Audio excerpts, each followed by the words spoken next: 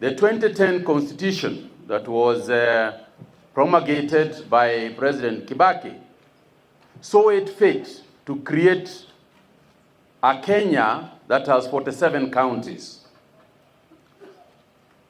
It meant, therefore, that the management of our nation is divided into both the national government as well as the county government.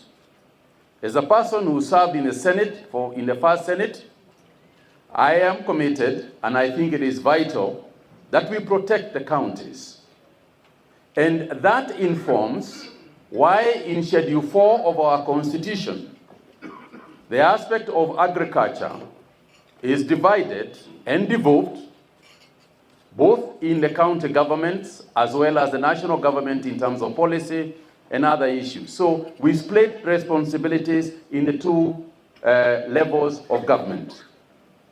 That is what informs this meeting, which is the Intergovernmental Forum on Agriculture. It is stipulated within the Intergovernmental Act that this meeting will take place, and therefore we are here not just to discuss agriculture, not just to keep informed on this area that we are so passionate about, but in addition to that, we are also fulfilling some constitutional mandates and requirements in terms of our nation's governance.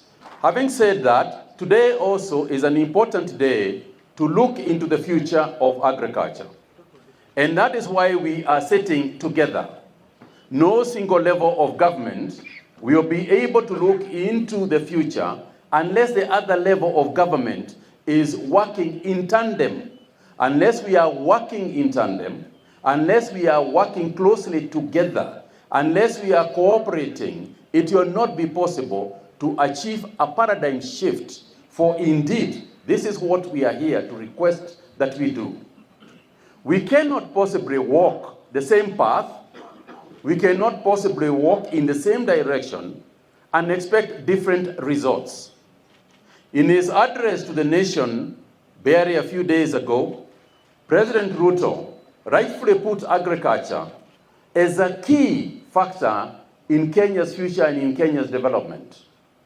In terms of job creation, in terms of food security, in terms of sustainability of our economy, it was made very clear that this group sitting here has got a major role to play in developing the factors that were put forth for us in the national address by the president.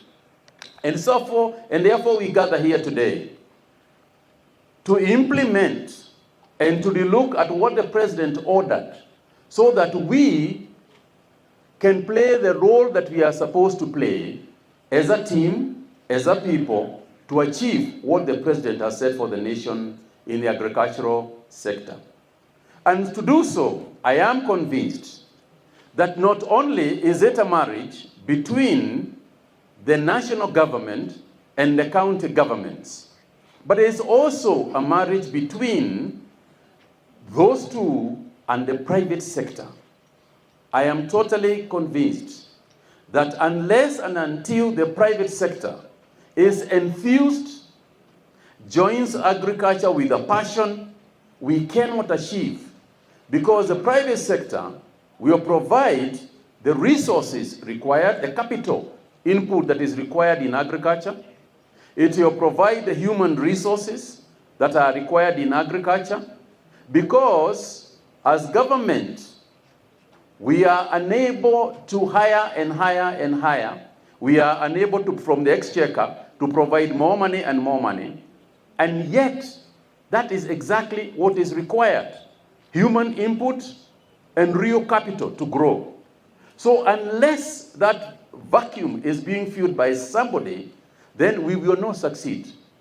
And the way I see it, and it is just logic, 1 + 1 = 2. The private sector is going to be the key ingredient which is going to drive our success going forward. But what is that success going to look like? I said, and I repeat, we cannot walk the same path and see different results. And therefore today, I propose that we open our minds to new possibilities.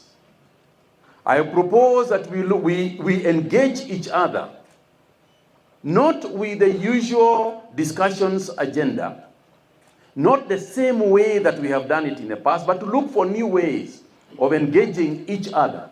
So let's not give the usual answers. Let's not point fingers. Let us instead look inside ourselves. Let each one of us have an idea about how this can be resolved. Let's not point fingers. In our cooperation with the county governments, for example, in the area of livestock that the chairman, Governor Abdullahi, has pointed out, I think it is very important for us to reinvest ourselves in the drought management areas. County governments must think more about what they individually are going to do to deal with the issues of climate change that are presenting themselves to them. We must support the county governments when they do that. But I think we must be problem-solving oriented moving forward. And I propose that that be part of the discussion. To aid us in doing that, let us put our minds into the following thoughts. We must produce more food so that we, in the value chain, we can have industries depending on us and so on and so forth. I will not go into kites and all the things that we are trying to do. I will not go into kiamis and all the things that we are doing. Let us instead ask ourselves some very basic things. The land we have is not going to increase, yet we need more food. Therefore, we must produce within the land we have, we must produce more to feed ourselves and to export. So how are we going to do that? And that will inform the decisions that we make here today. For example, if we need to produce more per acre, then our soils, we must address the issue of soil health. Soil health as an initial discussion. Yes, we are giving fertilizers, subsidized fertilizers, which is in an attempt to address the issue of soil health. But is that it? Are we giving the right fertilizers for the right soils? Are we wasting money on fertilizers that we are giving and subsidizing for the wrong soils? So soil health has to be a subject that's critical moving forward. What about the seeds we are putting into those soils? How important is that topic, and how are we going to ensure that that is done properly? And that informs technology and the future. Technology, ladies and gentlemen. Technology is what is going to change the way we do, the way we practice agriculture. So what will that mean also? If technology is the way we will change, what does that mean? That means that our agricultural officers, our agricultural graduates must also be invested and must be taught technology in agricultural colleges, because we will all talk here. But unless we have got that human capital to change the things that we are saying we want to change, it is not going to happen. So we must invest more in our budgets. We must look more into agricultural human capital in order for us to change.